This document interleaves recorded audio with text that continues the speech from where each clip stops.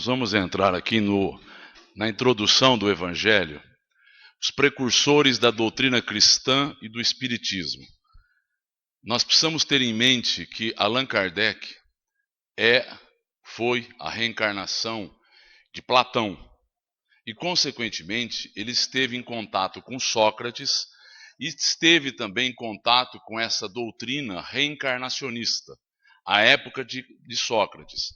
Então, é essa a proposição que ele vai nos colocar, que esses são os precursores de Sócrates e Platão são os precursores da doutrina cristã. Então, esta ideia, que nós vamos ver algumas frases depois, são muito semelhantes, similares ao cristianismo. Então, quando nós olharmos, por exemplo, algumas ponderações de Sócrates, nós vamos imaginar que nós estamos ouvindo Jesus.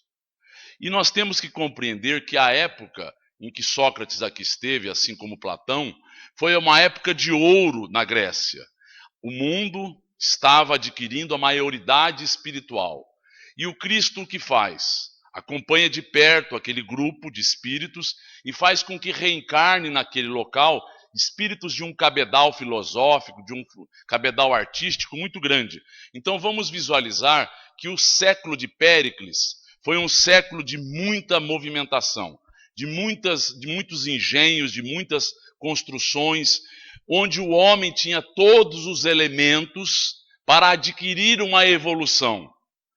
Quando nós dizemos isto, quando Emmanuel nos fala isto, ele está nos dizendo elementos intelectuais, elementos artísticos e elementos espirituais. Então, nós temos necessidades para que nós nos desenvolvamos, de desenvolver o senso estético, o senso do belo, o senso do bom e um senso da inteligência, da lógica. Então, são coisas necessárias para que nós possamos nos desenvolver. Então, o século de Péricles é um século em que muitas movimentações, muito desenvolvimento ocorre. Atenas tinha ao derredor de 350 mil pessoas. E dentre essas, mais ou menos 200 mil eram escravas. 70 mil eram mulheres. E outros eram estrangeiros. O que significa dizer que essas pessoas não participavam da vida de deliberação, da vida democrática. Só participava da vida democrática quando, por exemplo, ela nasceu em Atenas, era um ser ateniense, tinha uma propriedade e não era escravo e não era mulher, para que ele pudesse participar. Solon, então, o legislador, faz com que exista um mundo onde as pessoas poderiam participar. Então nós estamos vendo aqui ele convivendo e a partir daí nós vemos o ágora. O ágora era o local de uma assembleia, um local que era o mercado público, um local em que eles se reuniam para quê?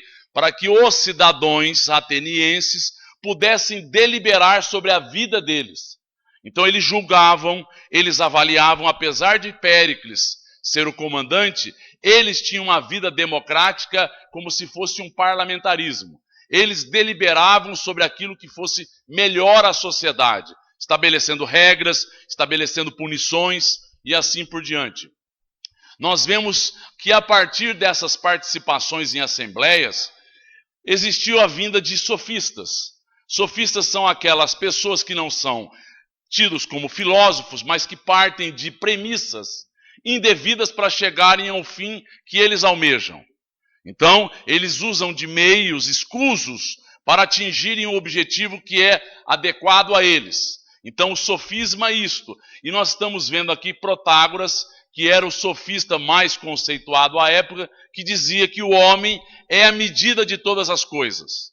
Então, eu estou colocando um contexto de época para que nós entendamos, mais ou menos, consigamos entender Sócrates. Os filósofos que ali estiveram, Tales de Mileto, Pitágoras, que foi um grande filósofo, Anaxágoras, que foi aquele que foi orientador de Sócrates. Nós vemos Epicuro, que junto com Demócrito deram origem ao materialismo na sequência. Então, escolas filosóficas surgem a partir da Grécia.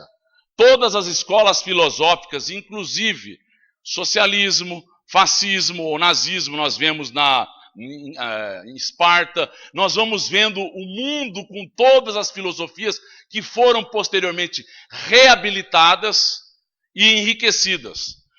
Nós vemos na religião, eles eram politeístas, acreditavam em vários deuses, um deus maior, Zeus. Nós temos aqui Atena. Atena Pala era a deusa protetora de Atenas.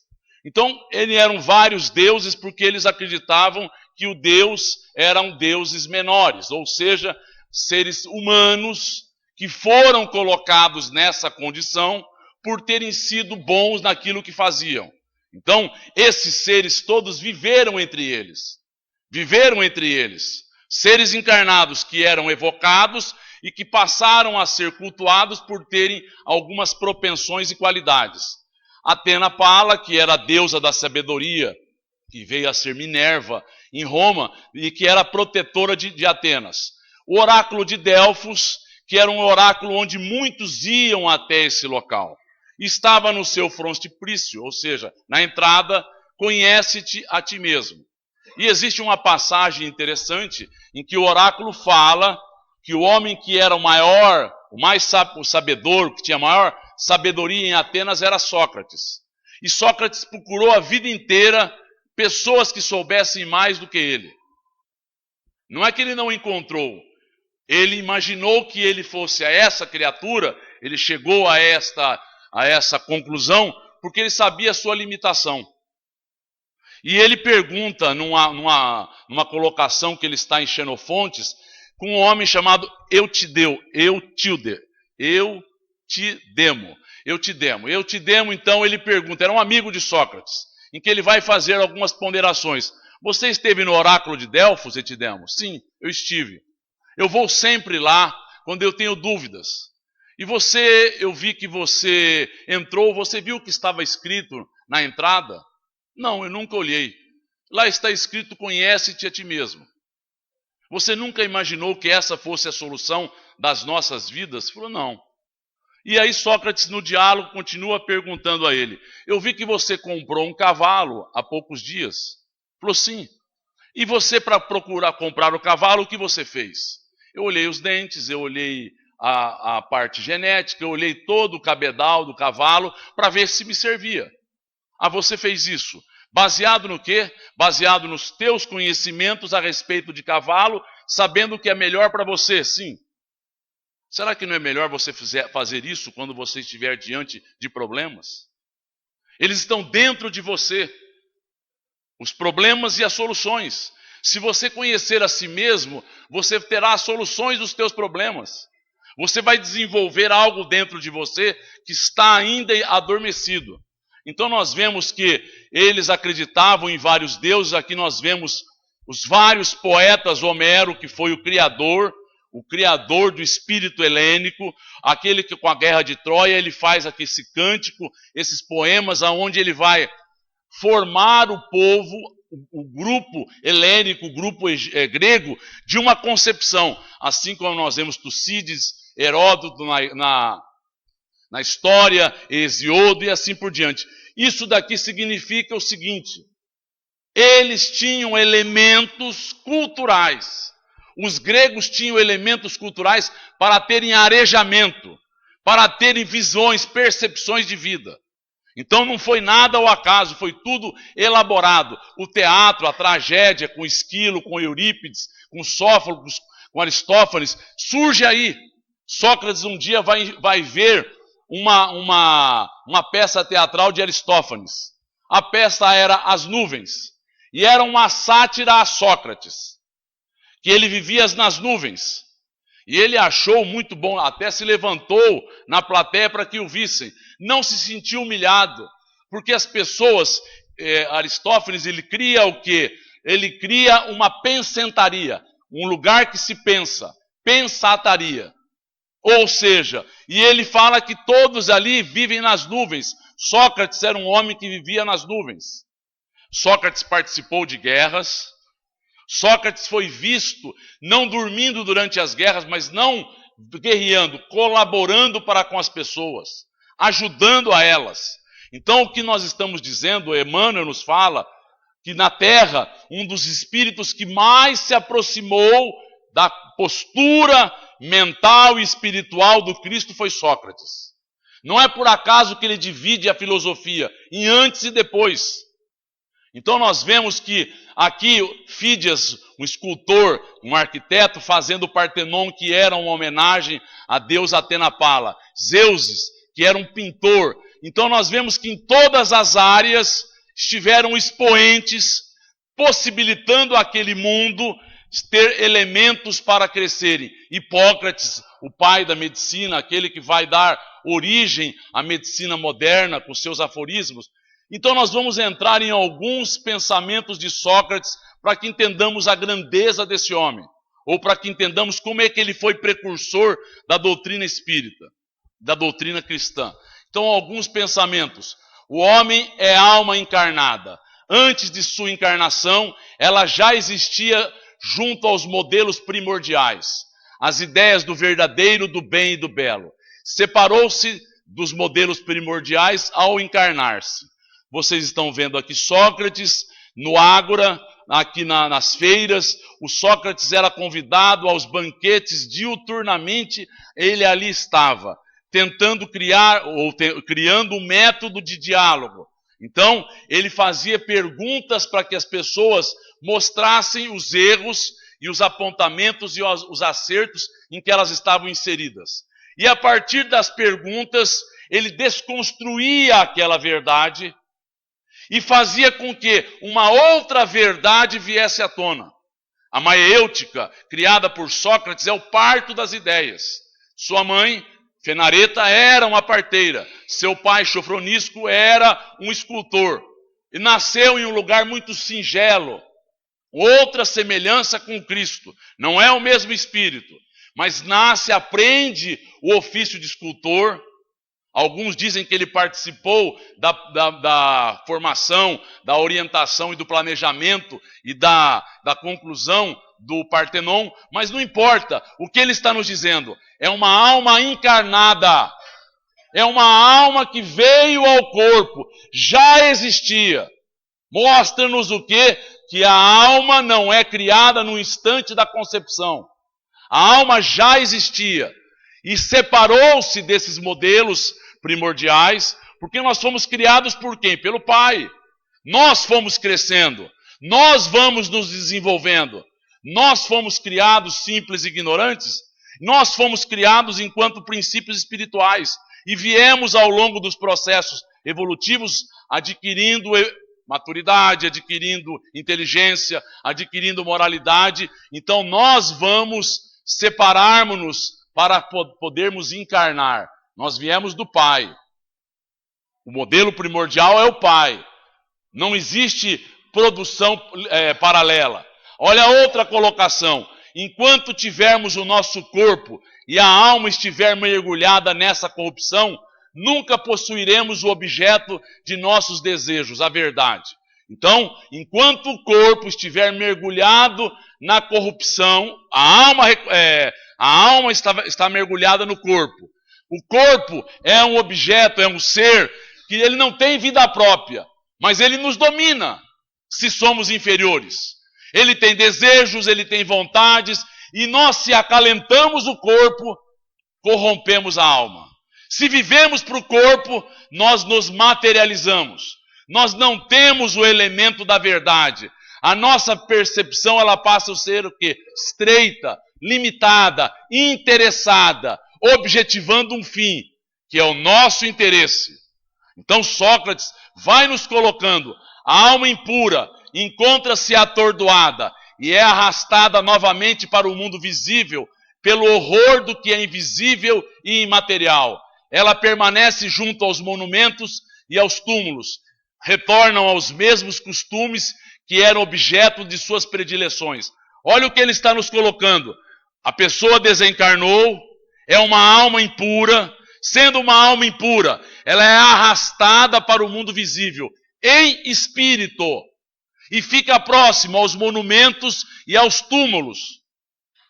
Monumentos e túmulos. Dr. Rômulo Joviano, patrão do Chico Xavier, na Fazenda Modelo. Ele ia até a Bahia. E aí o Chico Xavier disse: Você vá e vá com cuidado. Eu sei que você vai visitar as igrejas, porque existem muitos escravos, muitos seres que ali estão apegados a esses locais. Vá com respeito, vá com prece, porque eles estão afeitos àquele contexto. Então os espíritos ficam presos aos objetos de suas predileções. Nos fala Chico Xavier que de cada 4 que desencarnam no mundo físico, 3 ficam presos à terra. Não se desligam, porque o objetivo é esse. As predileções é fazer sexo com os encarnados, dormir com os encarnados, passear com os encarnados, viver com a vida encarnada, estando desencarnado. E ele já nos antecipava isso. Olha o que ele fala: após a morte, o gênio que nos havia sido designado durante a vida nos leva a um lugar onde reúnem-se aqueles que devem ser conduzidos ao Hades, para aí serem julgados. E após viverem um período no Hades, voltam a esta vida por numerosos e longos períodos. Olha o que ele está nos colocando. Primeiro, após a morte, o gênio, o anjo protetor das nossas vidas. Ele está nos dizendo que nós temos um protetor.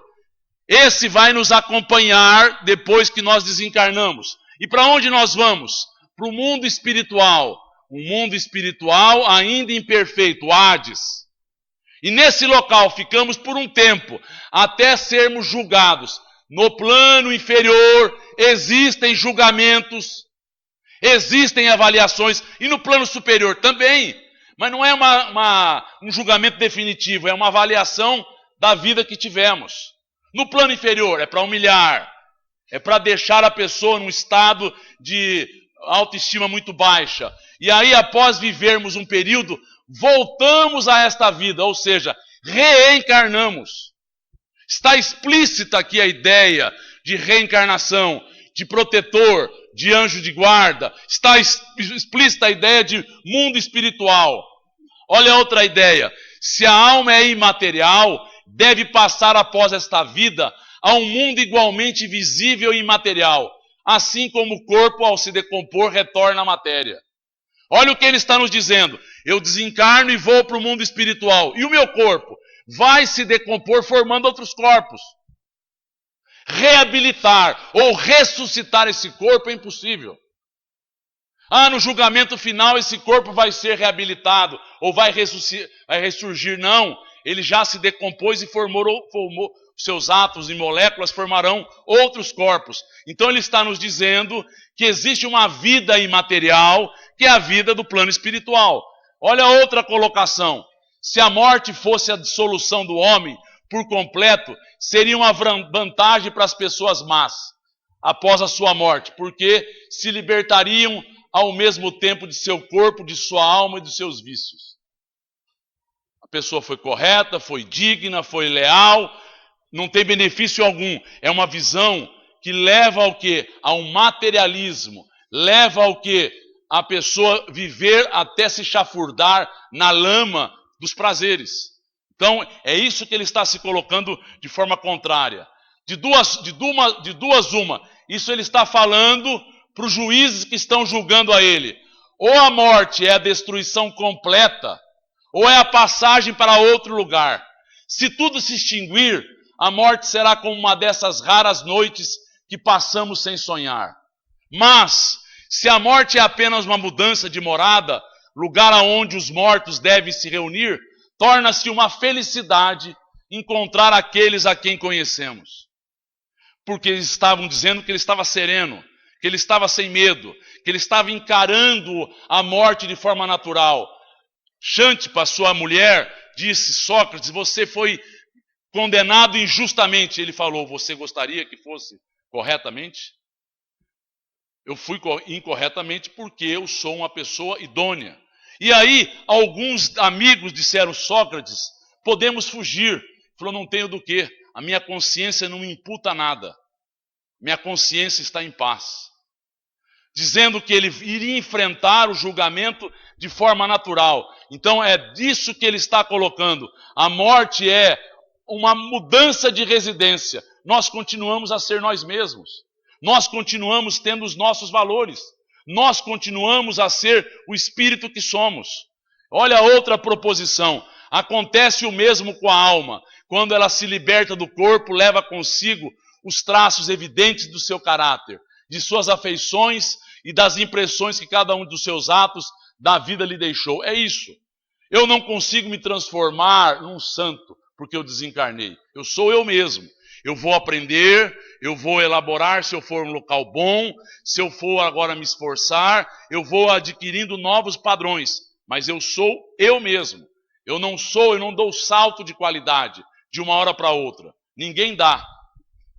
Nunca se deve retribuir injustiça nem fazer o mal a ninguém, seja qual for o mal que nos tenham feito. Parece o Cristo nos falando.